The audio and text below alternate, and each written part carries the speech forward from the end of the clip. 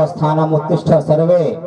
जय श्री कृष्ण वदन्तु हरि ओम। शान्तिर्विश्वे देवाः ततो नो अभयं करसन्नः कर। लक्ष्मी नारायणाभ्यां नमः, उमा महेश्वराभ्यां नमः, वाणी हरगर्भाभ्यां नमः, सची पुंदराभ्यां नमः, मातृपितृचरणकमलेभ्यो नमः, इष्टदेवताभ्यो नमः, ग्रामदेवताभ्यो नमः, वासुदेवताभ्यो नमः, सर्वेभ्यो देवेभ्यो नमः।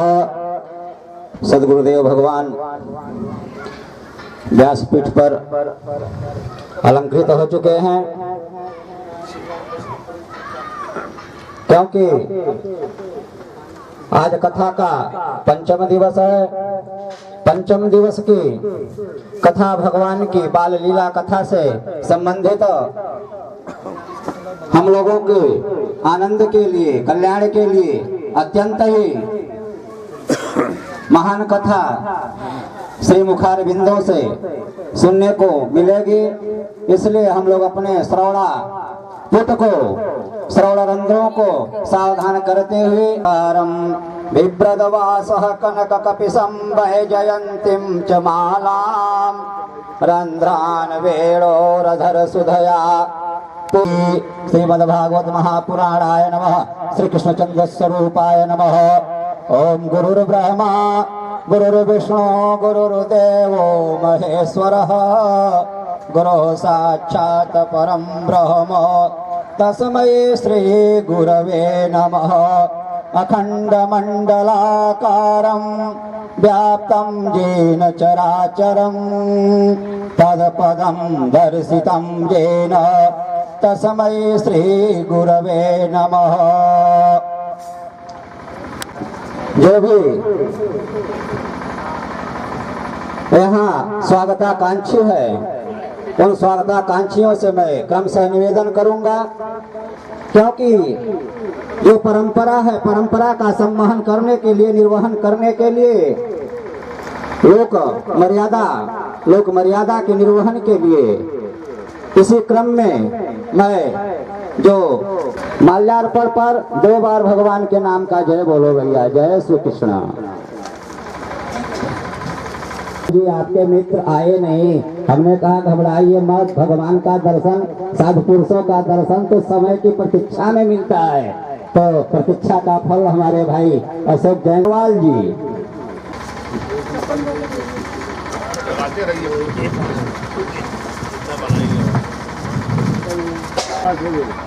शेष की ओर जा रही है, कथा विश्राम की ओर जा रही है, कथा विश्राम की ओर जा रही है। तो हमारे जीवन को विश्राम मिल जाए, इस अभ्यास से हम कथा का श्रवण करें, क्योंकि कथा का श्रवण ही मंगलकारी है। और कथा के माध्यम से जीवन में भक्ति का एक भी चरित्र दिया जाता है तो मनुष्य मात्र जीव का कल्याण हो जाता है। आप नवधा भक्ति के क्रम में देखें, प्रहलाद जी ने अपने पिता को उपदेश किया, श्रवणम कीर्तनम स्मरणम। ये भक्ति प्रहलाद जी उपदेश करते हैं अपने पिता को, श्रवणम कीर्तनम विष्णु स्मरणम पाद सेवनम अर्चनम वंदनम दास्यम सख्यात्म निवेदनम। श्रवण मिलेगा आपको कब? जब सद्गुरुदेव श्रवण में भगवान की कथा मिल जाए, किसी महापुरुष का चरित्र सुनने को मिल जाए, लोगों के अंदर प्रविष्ट हो गई, भगवान की कृपा से प्रवेश हो गया। बहुला में करोत्पन्नम पयोरे तो अस्मासु धत्ता। श्री भागवत भगवान की है आरती, पापियों को पाप से हटाती। श्री भागवत भगवान की है आरती, पापियों को पाप से हटाती। ये अमर ग्रंथ, ये मुक्ति पंथ, ये पंचम वेद निराला, सब ज्योति जगाने वाला।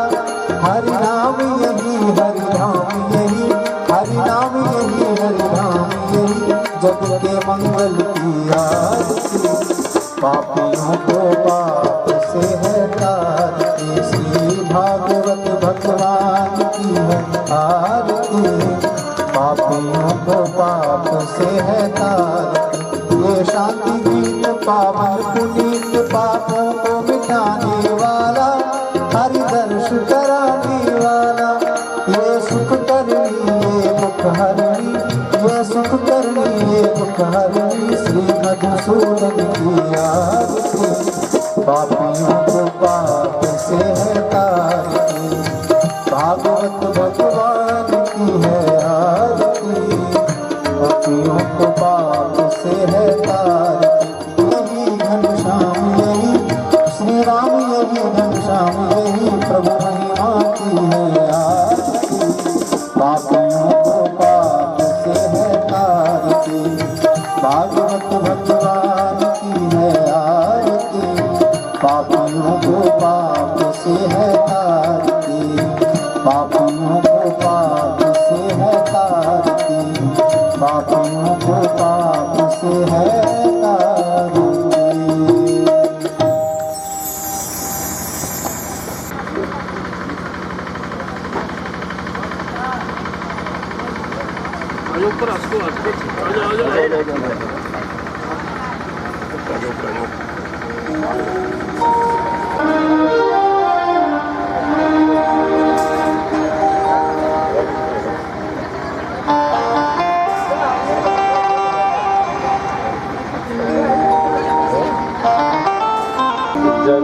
जनकात्मजाय नमोस्तु रुद्रेन्द्रयमाग्निलेभ्यो, नमोस्तु चन्द्रार्कमरुद्गणेभ्यः। श्रीरामं रामानुजं सीतां, भरतं भरतानुजं, सुग्रीवं वायुसूनुं च प्रणमामि पुनः पुनः।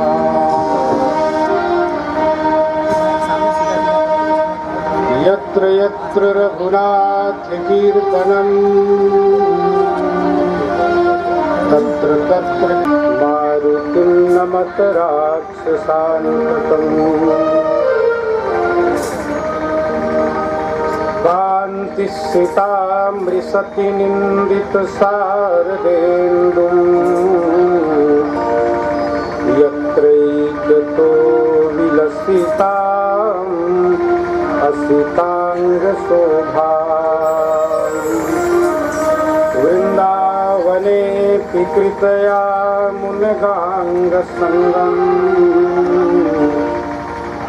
राधा मुकुन्दयुगलं तदहं नमामि। कृष्णाय वासुदेवाय हरये परमात्मने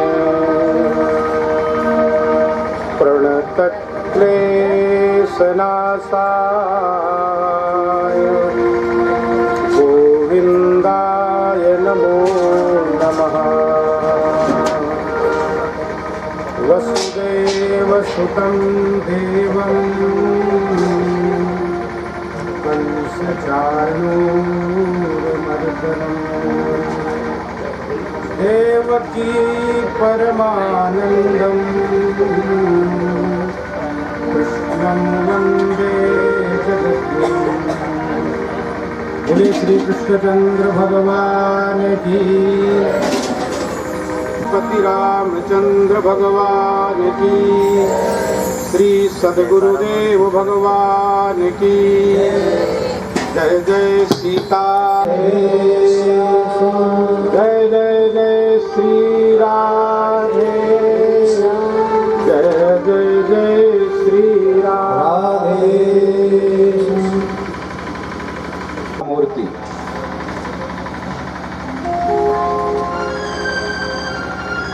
जीवन धन, प्राणों के भी प्राण,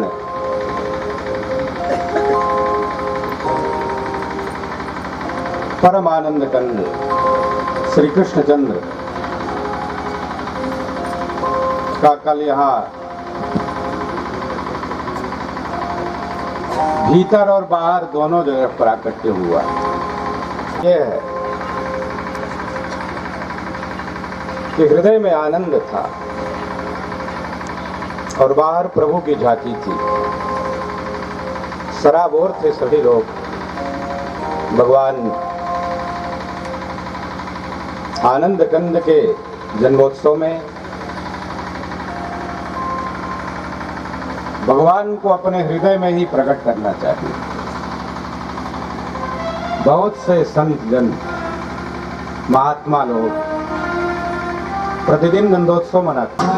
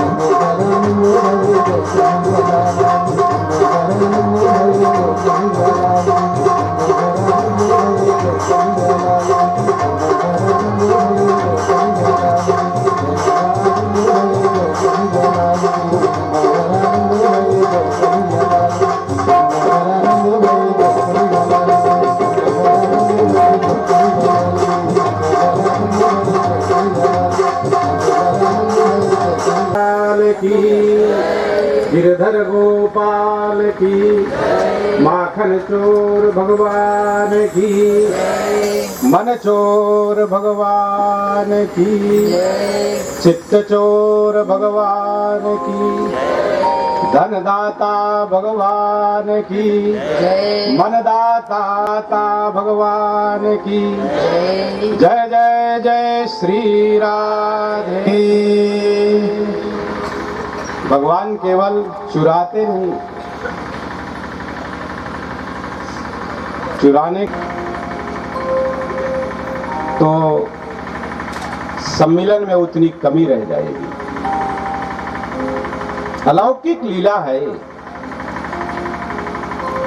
शुद्ध रूप से अलौकिक लीला है। इन गोपियों के बारे में मैंने आपको शुरू में भी बताया था कि जो बड़े बड़े अमल आत्मा, निर्मल मन वाले महापुरुष तप करते करते तपस्वी, एकदम उनका शरीर कांटे के समान सूख गया था, और कृपा करके भगवान ने उन्हें अद्भुत स्वरूप का दर्शन करा दिया। चतुर्भुज रूप का दर्शन जब प्रभु का हुआ तो नमलात्मा परमहंस, श्री परमहंस ज्ञानियों को, तपस्वियों को, मुनियों को, ऋषियों को इतना आकर्षण था प्रभु के स्वरूप में, ऐसा लावण्य था। उन्होंने कहा कि भगवान अब ये दूर दूर से नहीं रहा जाता, दर्शन करने से तृप्ति नहीं हो रही है, लग रहा है कि आपसे लिपट जाए भगवान, गले लगा लेना।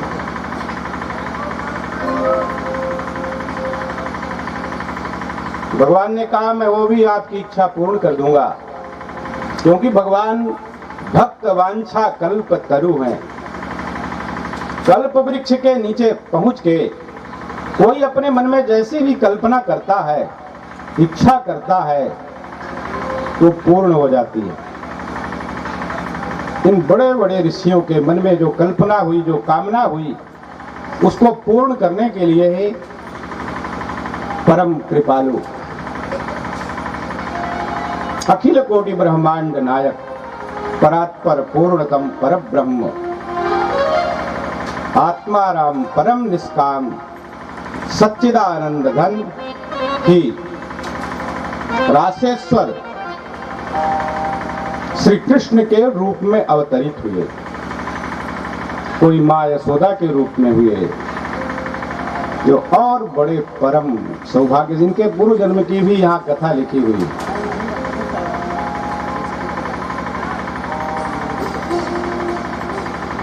कोई बाबा के रूप में आए,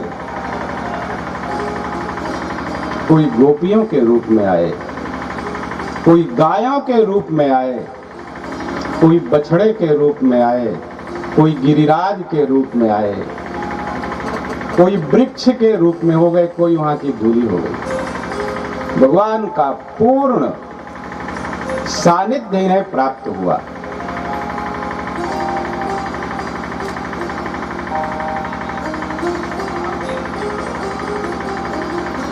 भगवान कारागार में क्यों आए? इसलिए आए कि उनके माता पिता वहां थे, तो जब माता पिता होंगे वही जन्म हो जाए। सामान्य सी बात हुई। किंतु कारागार में केवल कैदी नहीं रहते, तो कारागार का अधीक्षक भी वहां जाता है कैदियों की निगरानी करने के लिए। जेलर जाता है, अधिकारी जाते हैं, और ये पूरा संसार ही मानो कारागार है, कैद खाना है। सब जकड़े हुए हैं, जंजीर पड़ी है सबके, चाहे लोहे की जंजीर हो, चाहे सोने की जंजीर हो, सब जकड़े हैं, प्रपंचों में फंसे हुए हैं।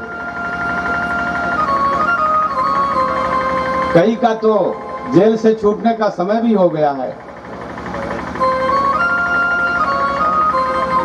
आखिर उनको छुड़ाने के लिए तो ऑर्डर लेके जाना पड़ेगा। तो अनंत काल से जो विरही हैं, जो कैद में पड़े हुए हैं, जेल में पड़े हुए हैं, उनको मुक्त करने के लिए सर्वेश्वर सर्वशक्तिमान जगन नियंता जगदाधार जेल खाने में आते हैं। भगवान का वो दिव्य अद्भुत स्वरूप, अद्भुत रूप है। व्यास जी यहां लिखते हैं, तमद्भुतम बालक मंबुजे क्षणम चतुर्भुजम शंख गदायुधायुधम श्रीवत्सलक्ष्मं गलशोभि कौस्तुभम पीतांबरम सांद्रपयोद सौभगम पीतांबरम सांद्रपयोद सौभगम। अद्भुत रूप है भगवान का। माता पिता बेड़ियों में जकड़े हुए थे, लेकिन जब चतुर्भुज रूप का प्राकट्य होता है तो किसी को बेड़ी छुड़ाने की जरूरत नहीं पड़ी। सब अपने आप बेड़ियां छूट गई, निकल गई, दरवाजे खुल गए, पहरेदार सो गए। भगवान जब कृपा करते हैं तो सभी विषम परिस्थितियां बदल जाती हैं, परिवर्तन हो जाता है। चतुर्भुज रूप का दर्शन किया वसुदेव और देवकी महारानी ने। चतुर्भुज रूप का भगवान दर्शन कराते हैं। क्यों? कि अब मैं चारों पुरुषार्थ आपको दे दूंगा, धर्म अर्थ काम और मोक्ष। कहते भक्त तो कहते हैं कि हमें कुछ नहीं चाहिए, हम तो जन्म जन्म आपकी सेवा करें यही चाहिए। चतुर्भुज रूप में नारायण पधारे। भगवान अपने हृदय में भृगुलता को धारण किए हुए हैं। भृगुलता माने एकादश स्कंद में एक कथा है कि भृगु जी महाराज जब तीनों देवों की परीक्षा करने के लिए गए, ब्रह्मा विष्णु महेश, इन तीनों में पूजा किसकी की जाए, कौन सबसे ज्यादा महान है, कौन बड़ा है, बड़ा मुश्किल है यद्यपि ये कहना, लेकिन यहाँ लिखा है इसलिए मैं कह रहा हूँ। मेरे सामर्थ्य की बात नहीं है कि मैं किसी को छोटा या किसी को बड़ा कह दूं, एकदम नहीं, घोर अपराध होगा, छोटे मुंह बड़ी बात। लेकिन कथा कहनी है इसलिए कहना पड़ रहा है। वस्तुतः ये तो तीनों एक ही है, कोई भेद ही नहीं है। काम अलग अलग है तो नाम अलग अलग हो जाते हैं। तो भृगु जी महाराज ब्रह्मा जी के पास गए परीक्षा लेने के लिए, तो प्रणाम नहीं किए, ब्रह्मा जी को तो नाराज हो गए। तो भोलेनाथ के पास गए तो भोलेनाथ ने देखा कि एक मित्र आया है, भगवत भक्त आया है, इसको गले लगा लूं। दौड़े कि थोड़ा आज मिलन हो जाए, बढ़िया। भृगु जी चूंकि परीक्षक बन के गए थे, एग्जामिनर थे, तो इन्होंने दुत्कार दिया, अरे दूरम गच्छ, मुंड की माला पहना है, श्मशान की अशुद्ध राख को लगाया है, छूना मत, नहीं मैं अपवित्र हो जाऊं। तो भोलेनाथ ने कहा कि मेरे पास दोनों है, उठा लिया त्रिशूल, कहा मैं प्रेम से मिलने आ रहा हूं तो मुझे दुत्कार रहे हो, कि कतहु सुधायु ते बड़ दोषु। भागे वहां से।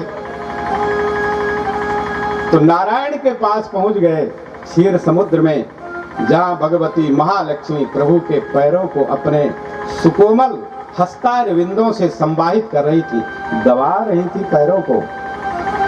बिना किसी परमिशन के ही चले गए अब अंदर। शेष की सैया में विराजमान है प्रभु, और भृगु जी ने जाके भगवान श्रीमन नारायण विष्णु के छाती में एक लात जमा दी। बताइए भला, पत्नी के सामने अपमान कर दे पति का, और वो भी एक आध गाली गलौज हो तो हल्का फुल्का, और भी जाके छाती में लात मार दिया। लक्ष्मी जी ने कहा कि जाओ ब्राह्मणवाद से दरिद्र हो जाओगे। मेरे सामने मेरे स्वामी का इतना बड़ा अनादर। भगवान ने उस चरण चिन्ह को अपने हृदय पर धारण कर लिया और कहा, ऐ श्री, श्री माने लक्ष्मी, वत्सः, बच्चा है ना, ब्राह्मण हुआ तो क्या हुआ, उसी का नाम है श्री वत्स। श्री वत्स लक्ष्मण, श्री वत्स का लक्ष्मण माने चिन्ह। गल शोभि कौस्तुभम, गलेन शोभते इति गल शोभि कौस्तुभ मणि। कौस्तुभ मणि की शोभा भगवान के गले में जाने से हो रही है। ऐसा नहीं है अर्थ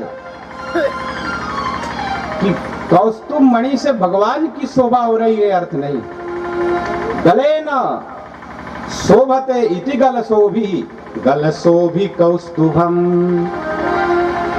और एकदम बढ़िया सांवले सलोने घने बादल के समान प्रभु का श्यामला स्वरूप है।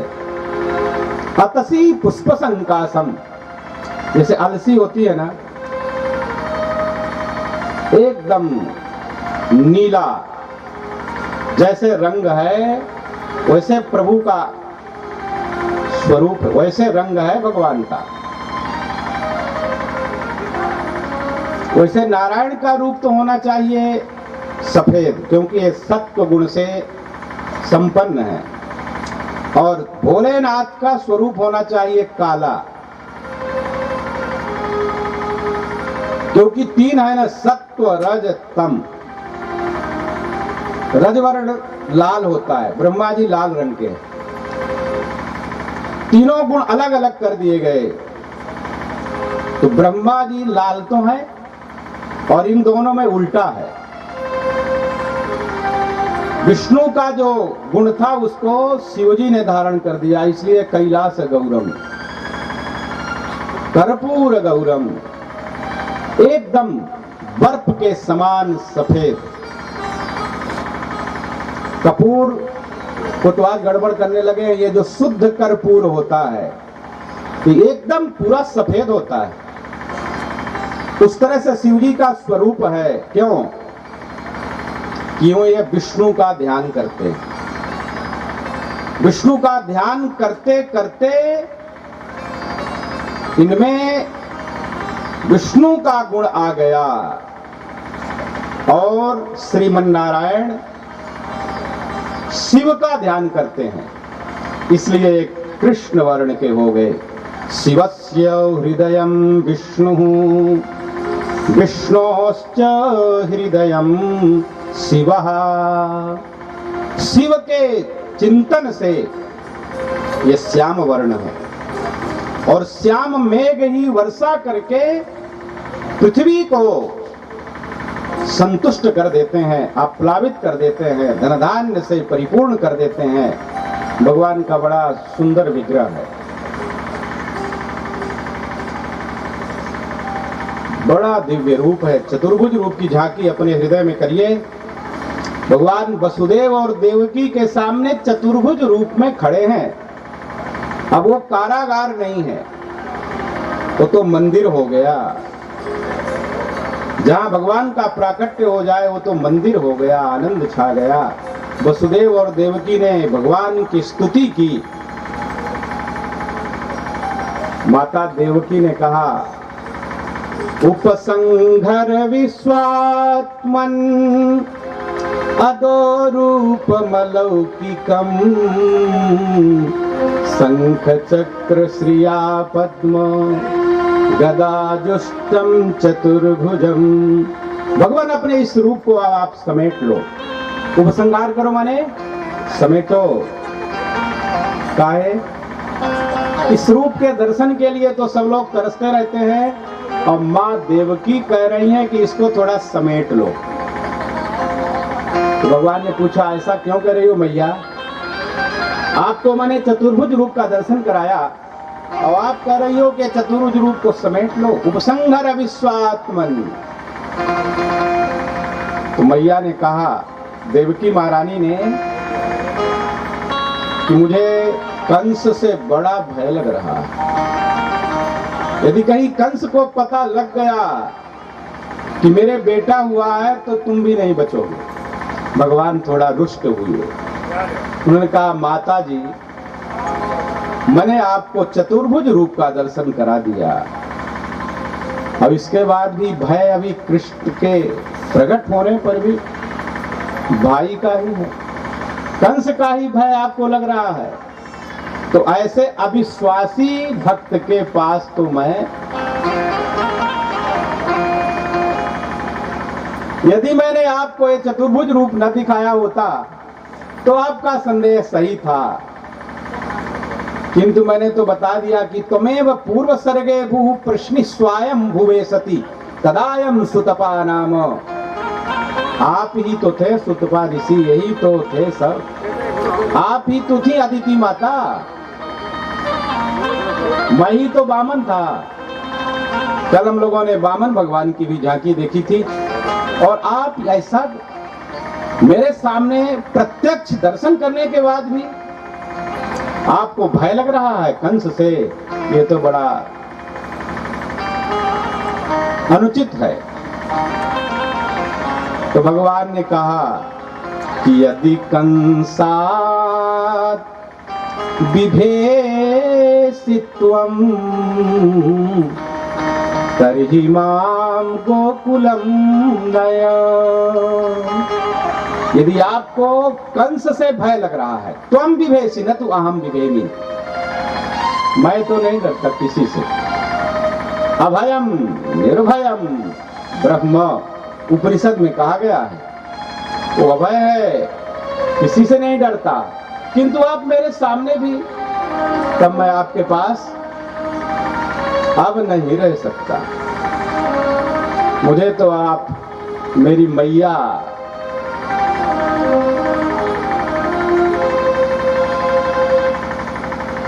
जो मेरी प्रतीक्षा कर रही है वहां ले चलिए, पहुंचा दीजिए वहीं। भगवान छोटे से बालक के रूप में आ गए, जो चतुर्भुज रूप में झांकी कराए थे, प्रत्यक्ष दर्शन दिए थे, जाने को तैयार हो गए वसुदेव जी। तो भगवान को कहां रखा जाए? हृदय में रख लीजिए, और यदि प्रत्यक्ष प्रकट हो जाए तो कई संत कहा करते हैं कि भगवान को वसुदेव जी सूप में बैठा के ले गए, चाहे टोकरी में बैठा के ले गए। सूप में काहे ले गए? कहे कि सूप का स्वभाव तभी से संत से दिया जाने लगा। साधु ऐसा चाहिए जैसा, अच्छा ये दोहा लगता है किसी को नहीं आता, एक वकील साहब है बड़े विद्वान, जैसा सूप स्वभाव सार सार को दही रहे अथोथा दे उड़ाए। जो असली है उसको पास में रख लो, और जो भूसी है और थोड़ा कुछ कंकड़ है, पत्थर है, उसको बाहर कर दो। ये सूर्प का काम है, सूपा। भगवान ने सूर्प में बैठा लिया, सिर में रखा, बाहर निकले मंदिर से बाहर। अब मेरा मन कारागार कहने का नहीं कह रहा, अब ये कारागार कहाँ है? हम लोग वहाँ दर्शन करने जाते हैं, भावना से आनंद आता है, कष्ट भी होता है जब पता चला कि यहाँ तो मस्जिद बन गई। भगवान को जैसे ही देखा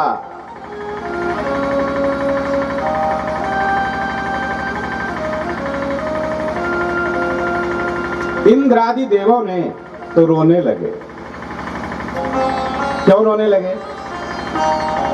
जैसे किसी के घर का छोटा सा बच्चा घर से कहीं बाहर जाए और कोई दुष्ट उसको परेशान कर दे, त्रस्त कर दे, वो बालक वहां नहीं रोता। वहां रो के क्या करेगा? जब अपने वो रक्षक को देखता है, माता पिता भाई दाऊ ताऊ चाचा को, तो खूब सिसक सिसक के रोता है, यह मेरा सहायक मिल गया है मुझे। तो जब इंद्रादि देवों ने देखा कि आज तो हमारा बाप आ गया, हमारा रक्षक आ गया, तो वो भी आंसू बहा बहा के लगा रोने। विश्वास हो गया कि अब हमारी भी रक्षा हो जाएगी। वर्षा करने लगे तो वर्षा नहीं कर रहे थे, वो देवों के आंसू बह रहे थे। शेष नारायण ने देखा कि इन देवों का तो काम ही है कि रोएंगे ये, लेकिन हमारे प्रभु का भी तुरंत जन्म हुआ है, बड़ा कोमल स्वरूप है, और इनके आंसुओं से प्रभु के शरीर में कहीं घाव न हो जाए, इसलिए शेषो न्वगात वारिनि वारयन् फणैः, अपने फण सर्प अपना फण वसुदेव जी के ऊपर कर दिए, उस टोकरी के या उस सूपा के चलने लगे। वो घनघोर वर्षा हो रही है और घनघोर वर्षा के साथ साथ लिखा है यहाँ कि मंदम मंदम जलजरा जगर जुरनु सागरम, मंद मंद गर्जन के साथ वर्षण हो रहा है और आकाश निर्मल है। निर्मलोडुगणोदयम, उडुगण माने तारागण, तारागण का उदय, ये तो आश्चर्य की बात है। यदि मंद मंद गर्जन के साथ वर्षा हो रही है, उसमें पर आकाश कभी निर्मल नहीं हो सकता है। वहां कहां लिखेंगे कि निर्मलोडु गणोदयम, तो बताए कि भैया ये प्रभाव की बात है। बिनु पग चलई सुनई बिनु काना, बिनु पग चलई सुने बिनु काना, कर बिनु करम करई दीनाना, करन रहित सकल रस भोगी, आनन रहित सकल रस भोगी, बिनु वाणी भक्ता बड़ जोगी, बिनु वाणी भक्ता बड़ जोगी। अपाणि पादो जबनो गृहीता, पश्यत्य चक्षुः ससिणोत्य कर्णः, ये उपनिषद का मंत्र है। अपाणि पादो जबनो गृहीता, पश्यत्य चक्षुः ससिणोत्य कर्णः, जो बिना मुख के बोल सकता है, बिना हाथ के कर्म कर सकता है, बिना पैर के चल सकता है, ये कौन सी बड़ी बात है कि आकाश निर्मल है और मंद मंद गर्जन के साथ वर्षा हो रही है। देवता लोग अपना दुख सुना रहे हैं। भगवान ने मानव आश्वासन दिया कि अब मत रो, आ गया, आंसू पोंछ लूंगा। भगवान के लिए रोना चाहिए। यदि हृदय द्रवीभूत हो जाए, वाणी गदगद हो जाए, तो कल्याण हो जाए। और यदि आंसू निकल जाए तो फिर पूछना क्या है। रोना चाहिए केवल भगवान के सामने, और भगवान के पास रोना ही चाहिए, एकदम निश्चित। कुछ मत करिए, न चंदन लगाइए, न तुलसी लगाइए, न फूल चढ़ाइए, न नैवेद्य चढ़ाइए, न माला चढ़ाइए, रोइए कि भगवान आन मिलो सजना,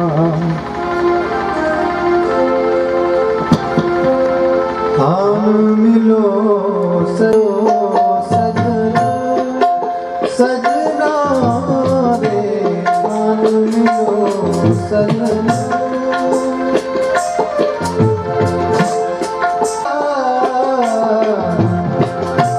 मोहना भावे काजल न पड़ा अंगना, सोना पड़ा अंगना, अंगना रे आन मिलो सजना, मिलो सजना।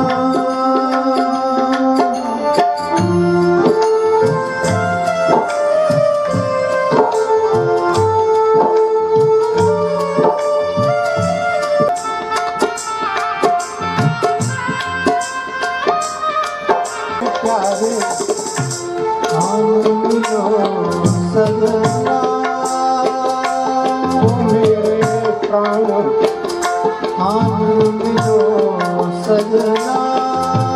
प्रियतम, पाए तुम्ही संगना,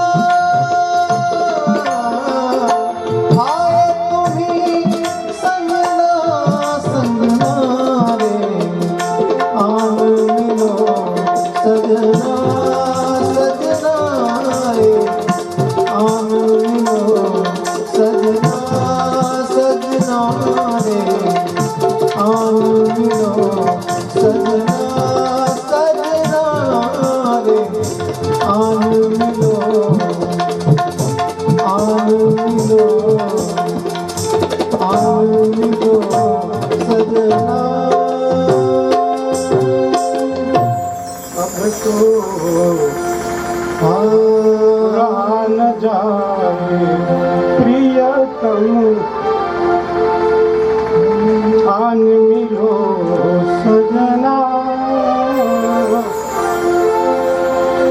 मिलो सजना रे आन मिलो सजना।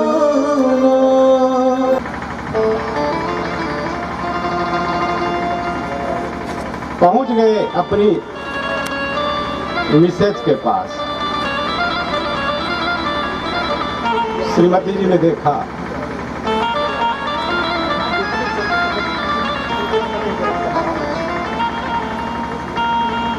पहचान गई।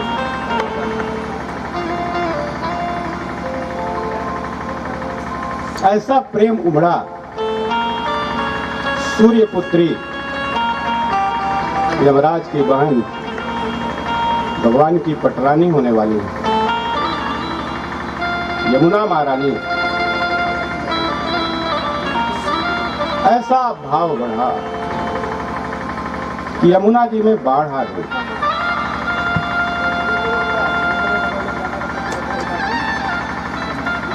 वसुदेव जी को लगा इस प्रेम की बाढ़ में तो मैं तो डूब ही जाऊंगा। तो यमुना जी का जल नहीं बन रहा था, इतना भाव बढ़ा, इतना प्रेम उमड़ा। ये पति पत्नी का प्रेम ससुर जी को कैसे पता चलेगा?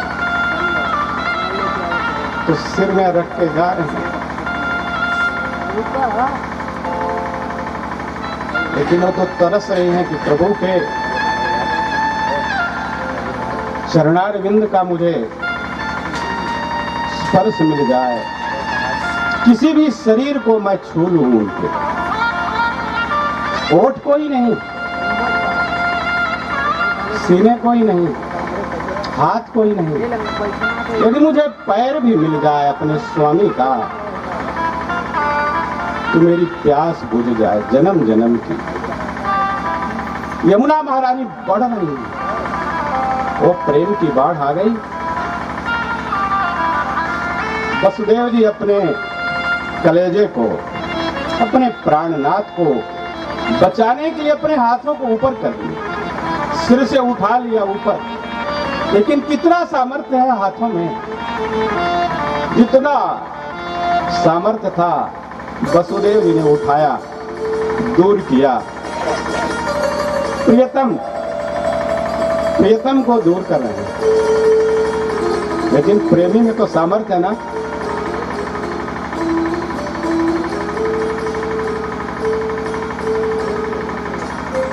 भगवान कृष्ण समझ गए ये देवी अब मानेगी नहीं, अब इसके लिए असह्य हो रहा है।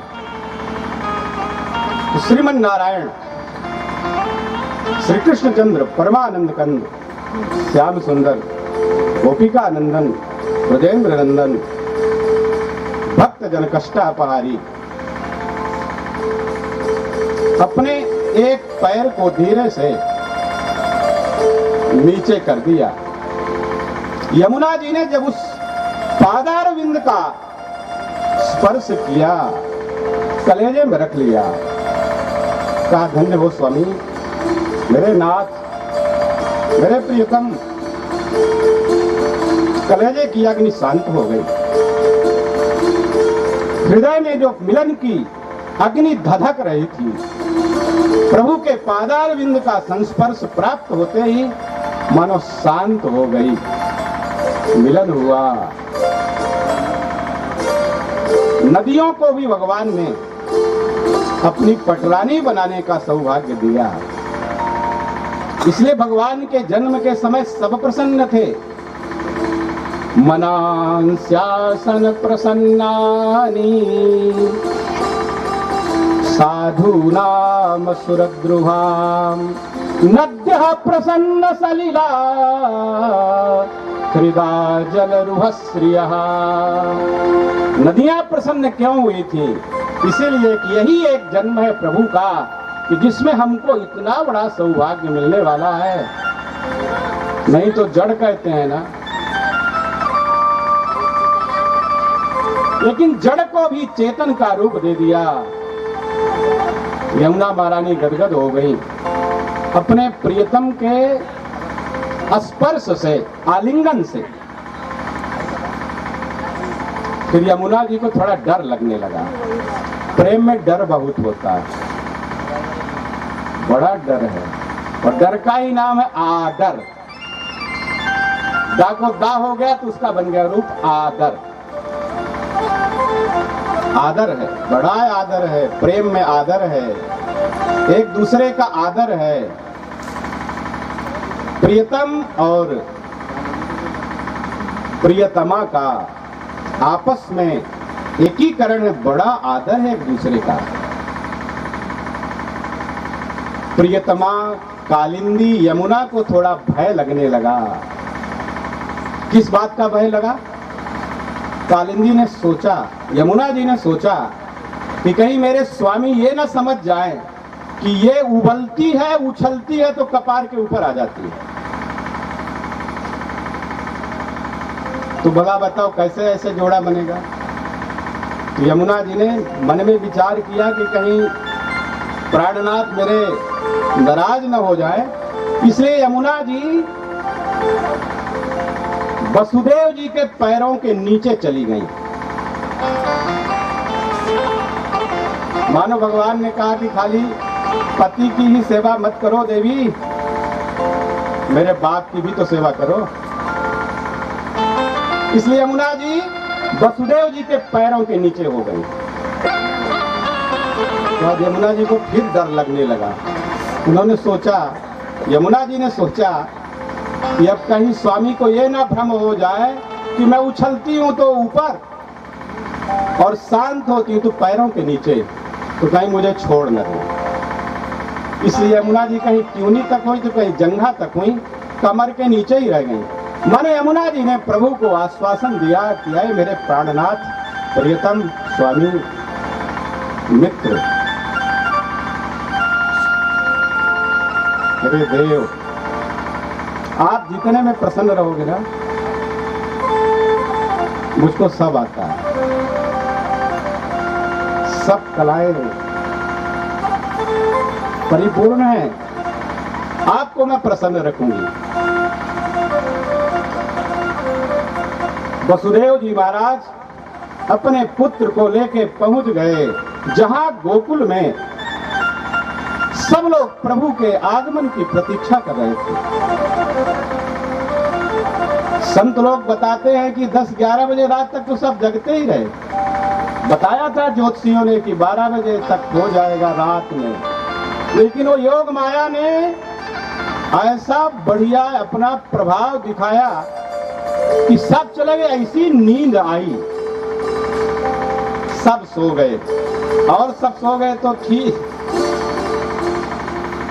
मैया यशोदा को भी आखिर नहीं रहा गया, और वो भी निद्रा के वशीभूत हो गई, उनको भी नींद आ गई, सो गई। इसीलिए तो किसी गोपी ने जब पूछा कि तू काहे करिया है हो,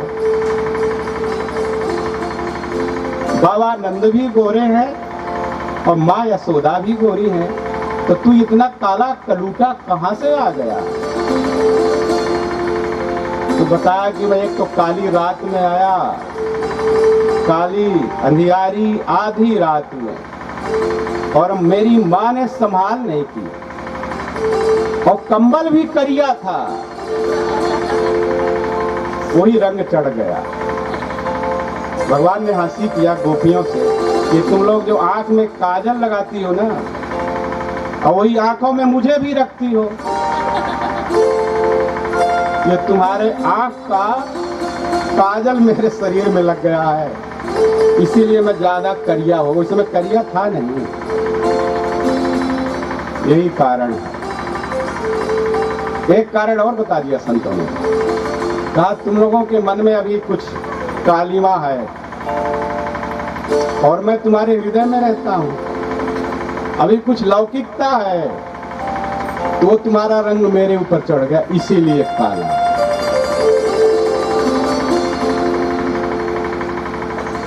नंद घर प्रतीक्षा है आनंद की, और भगवान किसके यहाँ आते हैं? नंदयति सर्वान जीवान इति नंदः, जो सबको प्रसन्न रखे उसको कहते हैं नंद, जो सबको समृद्ध कर दे, टूणादि समृद्ध धातु है। नंदयति इति नंदः, भगवान पहुंच गए। भगवान जब आते हैं तो पता नहीं चलता कि कब आ गए, कब आनंद छा गया, पता ही नहीं चलता है कि कब क्या हो गया। सब प्रतीक्षा कर रहे थे प्रभु के आगमन की, और ये बस तुरंत ही पहुंच तो गए वहां। कितना समय लगा प्रभु को, आधी रात में तो पहुंच गए वहां।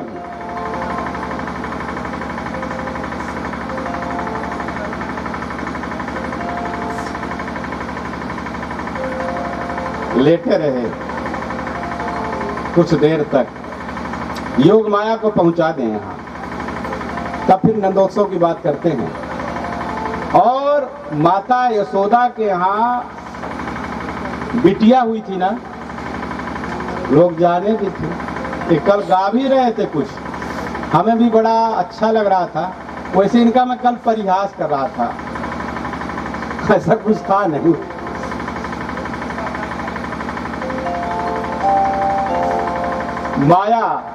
माया पहले आती है तब तो खर्चा होगा। भगवान को जब आना था गोकुल में, तो सबके मन में प्रसन्नता आ गई थी। पहला श्लोक है मनांस्यासन प्रसन्नानि, सबके मन प्रसन्न थे। ग्वाल वाले एक दूसरे को देखते हैं तो गले मिलके रोने लगते हैं। आंसू नहीं रोक पाते। किसी ने पूछा ये बताओ कि रो क्यों रहे हो?